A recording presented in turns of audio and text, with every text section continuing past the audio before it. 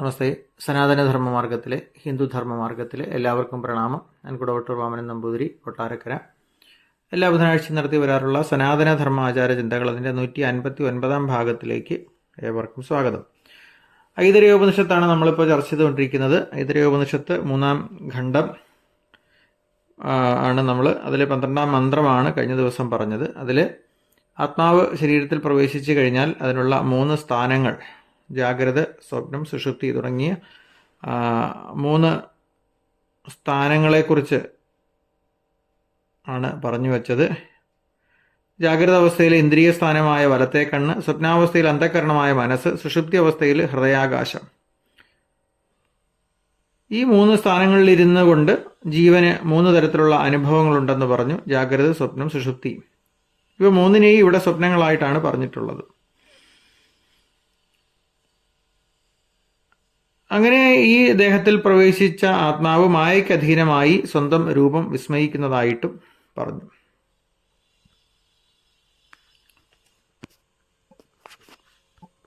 ചുരുക്കത്തില് മായാവിയിൽ നിന്ന് ഉത്ഭവിക്കുന്ന മായാലോകം പോലെ ഏകനായ ആത്മാവിൽ നിന്ന് ഉത്ഭവിക്കുന്ന ഈ പ്രപഞ്ചത്തിന്റെ ദർശനം മിഥ്യയാണെന്നും ഇതിനുള്ളിൽ പ്രവേശിച്ചതായി സാധാരണ ദൃഷ്ട്യാ പറഞ്ഞിട്ടുള്ള ആത്മാവ് മാത്രമാണ് സത്യമായിട്ടുള്ളതെന്നും പ്രപഞ്ച നിരാസം കൊണ്ട് ഏകനും സർവഗതനുമായ ആ ആത്മാവിനെ സാക്ഷാത്കരിക്കുന്നത് കൊണ്ട് ജീവിത ലക്ഷ്യപ്രാപ്തി ഉണ്ടാവുകയുള്ളൂ എന്നും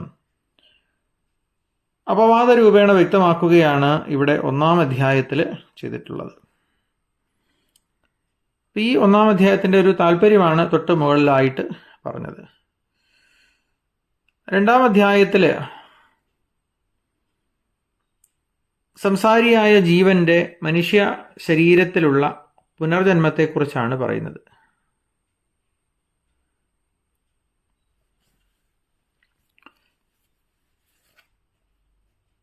അതായത് മന്ത്രാർത്ഥം ഇങ്ങനെയാണ്. 2-ാം അധ്യായം 1-ാം മന്ത്രം, അതിന്റെ താല്പര്യം: ഒന്നാമതായി പ്രാണൻ പുരുഷനിൽ രേതസിന്റെ രൂപത്തിൽ ഗർഭമായിത്തീരുന്നു. എല്ലാ അംഗങ്ങളിൽ നിന്നും സംഭൂതമായിട്ടുള്ള ആ സാരരൂപമായ ആത്മാവിനെ തന്നിൽ തന്നെ ധരിക്കുന്നു. അതിനെ എപ്പോഴാണോ സ്ത്രീയിൽ അർപ്പിക്കുന്നത് അവൻ അപ്പോൾ ഇതിനെ ജനിപ്പിക്കുന്നു. അവന്റെ 1-ാമത്തെ ജന്മം അതാകുന്നു. അതായത് എങ്ങനെയാണ് ജീവൻ ശരീരത്തിൽ പ്രവേശിച്ച് ജനിക്കുന്നത്? അതിൻ്റെ അവസ്ഥകളാണ്. ആ ജീവനും പല അവസ്ഥകളിലൂടെയാണ് ജീവൻ മനുഷ്യ ശരീരത്തിൽ പ്രവേശിച്ച് പുറത്തേക്ക് വരുന്നത്. അതാണ് ഇവിടെ സൂചിപ്പിക്കുന്നത്. ഇവിടെ ജീവാത്മാവ് സ്ഥാവര ജംഗമങ്ങളായ അനേകം തലങ്ങളിൽ സഞ്ചരിച്ച് അനേകം പരിണാമദശകൾ കടന്നതിന് ശേഷമാണ് ഒരു മനുഷ്യദേഹം സ്വീകരിക്കുന്നതെന്ന് ആധുനിക ശാസ്ത്രം അല്ലെങ്കിൽ പരിണാമവാദികളും പറയുന്നുണ്ട്. അനേകം ജന്മങ്ങൾക്ക് ശേഷമാണ് മനുഷ്യദേഹം കിട്ടുന്നതെന്നൊക്കെ നമ്മൾ മനസ്സിലാക്കിയിട്ടുണ്ട്. അജ്ഞാനിയായ ജീവൻ മനുഷ്യ ശരീരം പ്രാപിച്ചതിന് ശേഷം യഥാവിധി വിഹിത കർമ്മങ്ങൾ അനുഷ്ഠിച്ച് മരണസമയത്ത് ഈ ലോകത്ത് നിന്ന് ധൂമാദി മാർഗങ്ങളിലൂടെ ചന്ദ്രലോകത്തെത്തി കർമ്മഫലാനുഭവങ്ങൾക്കായി വീണ്ടും ഭൂമിയിൽ വന്ന് അന്നത്തിലൂടെ പുരുഷദേഹത്തിൽ പ്രവേശിച്ച് രേതസായിത്തീരുന്നുവെന്ന് ഛാന്തോക്യ ഉപനിഷത്തിൽ പറഞ്ഞിട്ടുണ്ട്. അപ്പോൾ ഏത് തലത്തിലാണ് ഈ ജനനങ്ങൾ നടക്കുന്നത് എന്നുള്ളതാണ് അതിൽ സൂചിപ്പിച്ചിട്ടുള്ളത്.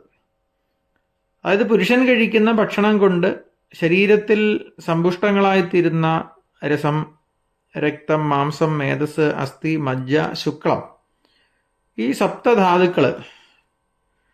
സപ്തധാതുക്കളിൽ സാരഭൂതമായിട്ടുള്ളതാണ് അവസാനത്തേതായ രേതസ് അല്ലെങ്കിൽ ശുക്ലം എന്ന് പറയുന്നത്. ഈ രേതസിന് മറ്റൊരു പേര് കൂടിയുണ്ട്, തേജസ് എന്നും പറയുന്നുണ്ട്. കാരണം ശരീരം സ്വീകരിക്കുവാനുള്ള ജീവന്റെ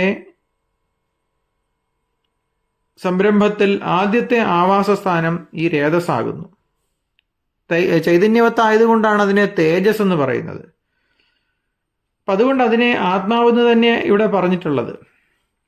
പുരുഷൻ ആ ആത്മാവിനെ ഗർഭരൂപത്തിൽ തൻ്റെ ശരീരത്തിൽ ധരിച്ചുകൊണ്ടിരിക്കുന്നു. അപ്പോൾ നാം കഴിക്കുന്ന ഭക്ഷണത്തിൽ നിന്ന് ഉണ്ടാകുന്ന സപ്തധാതുക്കൾ, അതിലൊന്നായിട്ടുള്ള ശുക്ലം, അത് ശരീരത്തിൽ സംഭരിച്ചു വയ്ക്കുന്നു. ഒരു തരത്തിൽ അതും ഗർഭരൂപാവസ്ഥയാണ്. ആത്മാവിൻ്റെ ഗർഭരൂപമാണ് ശുക്ലാവസ്ഥ എന്ന് പറയാം. അങ്ങനെ ആ ശുക്ലം ഭാര്യയുമായുള്ള സംഗമ സമയത്ത് ആ രേതസ്സിനെ ഭാര്യയിൽ സമർപ്പിക്കുമ്പോൾ തന്നിൽ ഗർഭഭൂതമായിട്ടുള്ള ആത്മാവിനെ അച്ഛൻ ജനിപ്പിക്കുകയാണ് ചെയ്യുന്നത്. അച്ഛൻ്റെ ദേഹത്തിലുള്ള സ്വസ്ഥാനത്ത് നിന്ന് രേതോരൂപേണ അമ്മയുടെ ദേഹത്തിലേക്കുള്ള നിർഗമനമാണ് സംസാര ജീവന്റെ ഒന്നാമത്തെ ജന്മം. അപ്പോൾ അച്ഛനിൽ നിന്ന് രേതസ് അമ്മയുടെ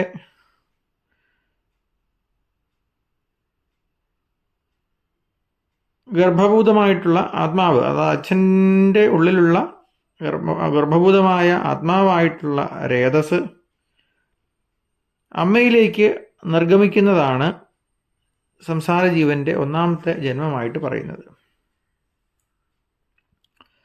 ഈ മനുഷ്യൻ ജീവാത്മ പരമാത്മ ഐക്യത്തെ സാക്ഷാത്കരിച്ച് തൻ്റെ യഥാർത്ഥ സ്വരൂപം അറിയുന്നതുവരെ അവിദ്യാ കാമകർമ്മങ്ങൾക്ക് അധീനമായി വിവിധ ദേഹങ്ങൾ സ്വീകരിച്ച് ഈ സംസാര ചക്രത്തിൽ ഇങ്ങനെ ചുറ്റിക്കൊണ്ടിരിക്കും. മരണസമയത്ത് ഇപ്പോഴുള്ള ദേഹം ഉപേക്ഷിക്കുകയും പിന്നീട് തൻ്റെ കർമ്മങ്ങൾക്കും അഭിലാഷങ്ങൾക്കും അനുസൃതമായി ദേവന്മാരുടെയോ മനുഷ്യരുടെയോ തിര്യക്കുകളുടെയോ, തിര്യക്ക് എന്ന് പറയുമ്പോൾ വിശേഷ ബുദ്ധി ഇല്ലാത്ത ജീവികൾ, അത് മനുഷ്യൻ ഒഴിച്ചുള്ളവ തിര്യക്കുകളാകുന്നു. അങ്ങനെയുള്ളവയുടെ ദേഹം സ്വീകരിക്കുന്നു. ആ ദേഹസ്വീകരണ രീതിയെയാണ് ഈ അധ്യായത്തിൽ ഇവിടെ സൂചിപ്പിക്കുന്നത്. ജനനമരണ രൂപമായ ഈ സംസാരത്തിൽ നിന്ന് മോക്ഷം നേടുവാനുള്ള മാർഗം ഉപദേശിച്ച് ആത്യന്തികമായ ജീവിത ലക്ഷ്യത്തെപ്പറ്റി മനുഷ്യരെ ബോധവാന്മാരാക്കുകയാണ് ഉപനിഷത്തുക്കളുടെ കർത്തവ്യമെന്ന് പറയുന്നത്. പക്ഷെ സൃഷ്ടിയെപ്പറ്റിയും പ്രപഞ്ചത്തെപ്പറ്റിയും പുനർജന്മത്തെപ്പറ്റിയും എല്ലാമുള്ള വിസ്തരിച്ച നിരൂപണങ്ങളും ഒക്കെ ഉപനിഷത്തിൽ കാണാം, അല്ലെങ്കിൽ കാണുന്നുണ്ട്. ആ വിവരണങ്ങളെല്ലാം അവയുടെ മിഥ്യാത്വത്തെപ്പറ്റി നമ്മെ ബോധവാന്മാരാക്കി നമ്മിൽ വിവേകവൈരാഗ്യങ്ങൾ വളർത്തി നമ്മുടെ മനസ്സിനെ പരമാർത്ഥ തലത്തിൽ അല്ലെങ്കിൽ പരമാർത്ഥ തത്വത്തിൽ ഉറപ്പിക്കുവാൻ വേണ്ടി മാത്രമാണെന്ന് ഉപനിഷത്ത് സൂചിപ്പിക്കുന്നുണ്ട്. ഈ അധ്യായത്തിൽ വിവരിക്കുന്ന പുനർജന്മ രീതി നമ്മിലുള്ള അജ്ഞാന കാമകർമ്മങ്ങളെ നശിപ്പിച്ച് ജീവിത ലക്ഷ്യപ്രാപ്തിക്ക് നമ്മെ സഹായിക്കാൻ വേണ്ടി ആണെന്ന് ചിന്തിക്കാൻ വേണ്ടിയാണ് ഇങ്ങനെ പറഞ്ഞത്. വീണ്ടും നമുക്ക് വിഷയത്തിലേക്ക് വരാം. പുരുഷന്റെ ദേഹത്ത് നിന്ന് വീര്യത്തിലൂടെ സ്ത്രീയുടെ ഉദരത്തിൽ പ്രവേശിക്കുന്ന ഗർഭം, സ്തനം മുതലായ അവയവങ്ങളെപ്പോലെ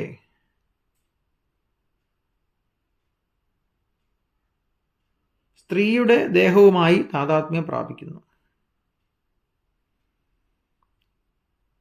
അതായത് പുരുഷ ബീജമായിട്ടുള്ള രേതസ് സ്ത്രീയുടെ ഉദരത്തിൽ പ്രവേശിച്ച് ആ ശരീരത്തിൻ്റെ ഭാഗമായിട്ട് പറഞ്ഞാൽ ആ സ്തനം മുതലായ അവയവങ്ങളെപ്പോലെ സ്ത്രീയുടെ ദേഹവുമായിട്ട് താതാത്മ്യം പ്രാപിക്കുന്നു.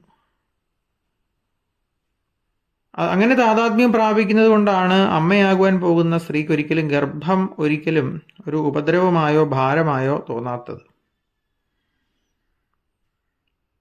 തൻ്റെ ഭർത്താവിൻ്റെ ആത്മാവ് തന്നെയാണ് തന്നിൽ പ്രവേശിച്ചിട്ടുള്ളതെന്നറിഞ്ഞ് സ്ത്രീ ആ ഗർഭത്തെ ശ്രദ്ധാപൂർവം പരിപാലിക്കുന്നു. അതായത് ഗർഭത്തിൻ്റെ ശരിയായ വളർച്ചയ്ക്ക് വിരുദ്ധമായ ഭക്ഷണാദികൾ ഉപേക്ഷിക്കുകയും അനുകൂലമായവ മാത്രം സ്വീകരിക്കുകയും ചെയ്യുന്നു. അതുപോലെ തന്നെ ഭർത്തൃ ശുശ്രൂഷ തന്നെയാണ് ഗർഭശുശ്രൂഷയായിട്ട് ഇവിടെ സൂചിപ്പിക്കുന്നത്.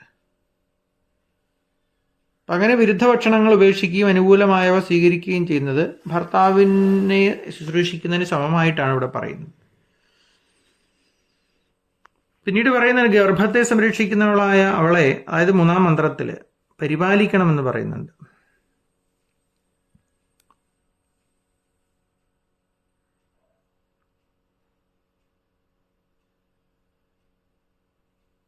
പിതാവ് ജനനത്തിന് ശേഷം തൻ്റെ കുഞ്ഞിനെ ആദ്യമായി പാലിക്കുന്നു. എന്നാൽ മാതാവോ ഗർഭത്തെ ജനനത്തിന് മുൻപ് തന്നെ ധരിക്കുന്നു. അതായത് ആ ജനനത്തിന് മുൻപ് തന്നെ ആ കുഞ്ഞിനെ ഗർഭത്തിലൂടെ പരിപാലിക്കുന്നുവെന്ന് താല്പര്യം. അതായത് ഈ ലോകങ്ങളുടെ തുടർച്ചയ്ക്കായി തൻ്റെ ആത്മാവിനെ പാലിക്കുന്നു. അതായത് ഭർത്താവിൻ്റെ ആത്മാവിനെ.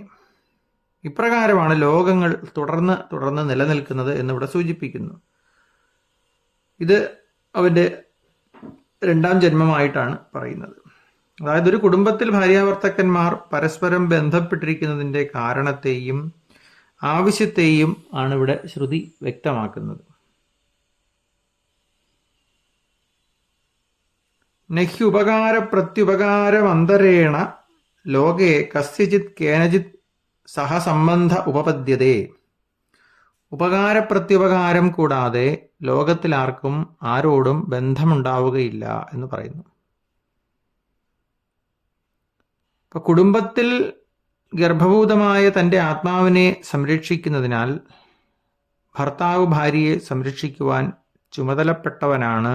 വിവാഹ ജീവിതത്തിൽ വികാരങ്ങൾക്കും കാമാവേഗത്തിനും അതീതമായി അനുസരിക്കേണ്ട ഉന്നതമായ ഒരു ആദർശത്തെ ഇവിടെ ഉപനിഷത്ത് ചൂണ്ടിക്കാണിക്കുന്നു. ജനനത്തിന് മുൻപ് ആ ഗർഭത്തെ സംരക്ഷിക്കേണ്ട ചുമതല അമ്മയ്ക്കാകുന്നു.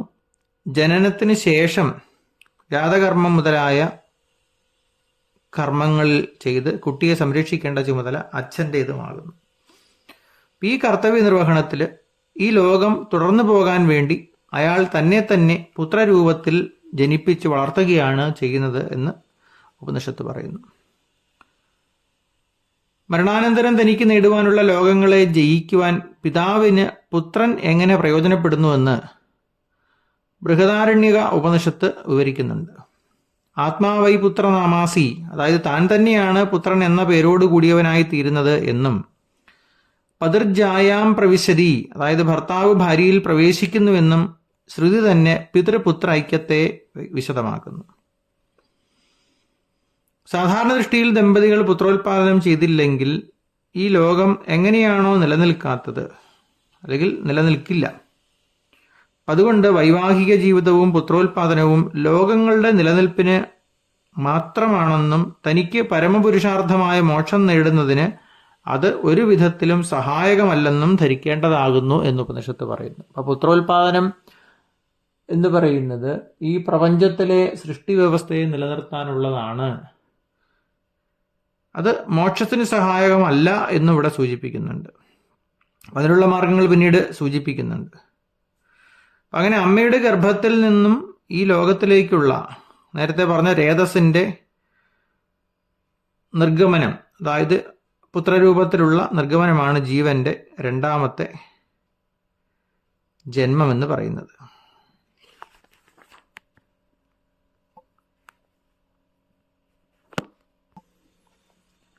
അപ്പൊ ഇവിടെ ജീവൻ എങ്ങനെയാണ് ഒരു പുതു ശരീരം സ്വീകരിക്കുന്നത്, അവയുടെ വിവിധ മാർഗങ്ങളാണ് ഇവിടെ സൂചിപ്പിച്ചത്. അച്ഛന് കഴിക്കുന്ന ഭക്ഷണത്തിൽ നിന്നും രേതസ്സായി തീരുന്ന ജീവൻ അച്ഛൻ്റെ ഉള്ളിൽ ഗർഭാവസ്ഥയിൽ കഴിയുകയും, അതായത് രേതസ് രൂപേണ ഗർഭാവസ്ഥയിൽ കഴിയുകയും ആ രേതസ് ഭാര്യയിലേക്ക് നിർഗമിപ്പിക്കുകയും, ആ നിർഗമനം ജീവന്റെ ഒന്നാമത്തെ ജന്മമായിട്ടും ആ ഭാര്യയിൽ പതിക്കുന്ന രേതസ് ഭ്രൂണമായി അത് വളർന്ന് വന്ന് കുട്ടിയായി പുറത്തേക്ക് ജനിക്കുന്നത് ജീവന്റെ രണ്ടാമത്തെ ജന്മമായിട്ടും പറയുന്നു. അപ്പം ഇവിടെ ഭർത്താവ് തന്നെയാണ് പുത്രനായിട്ട് ജനിക്കുന്നത് എന്നൊക്കെയുള്ള വിവരണങ്ങൾ നമുക്ക് നൽകുന്നുണ്ട്. ഭർത്താവ് ഭാര്യയിൽ പ്രവേശിക്കലാണ് രേതസ്സിനെ നിർഗമിപ്പിക്കുന്നത്, ഭാര്യയിലേക്ക് നിർഗമിപ്പിക്കുന്നത് എന്നൊക്കെ സൂചിപ്പിക്കുന്നുണ്ട്. ചുരുക്കത്തിൽ പ്രപഞ്ച നിയമമാണ് സൃഷ്ടി. ആ സൃഷ്ടിയെ നിലനിർത്താൻ വേണ്ടിയിട്ടാണ്, അല്ലെങ്കിൽ നിലനിർത്തത്തക്ക രീതിയിലാണ് പുരുഷൻ്റെയും സ്ത്രീയുടെയും ശരീരം ഉണ്ടായിട്ടുള്ളത്.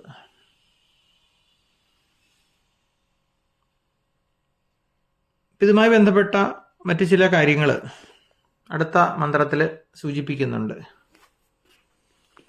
അതേക്കുറിച്ച് നമുക്ക് അടുത്ത ദിവസം ചർച്ച ചെയ്യാം. ഇന്നത്തെ പ്രഭാഷണം അവസാനിപ്പിക്കുകയാണ്. എൻ്റെ ഫോൺ നമ്പർ 94 47 30 62 73. നമസ്തേ.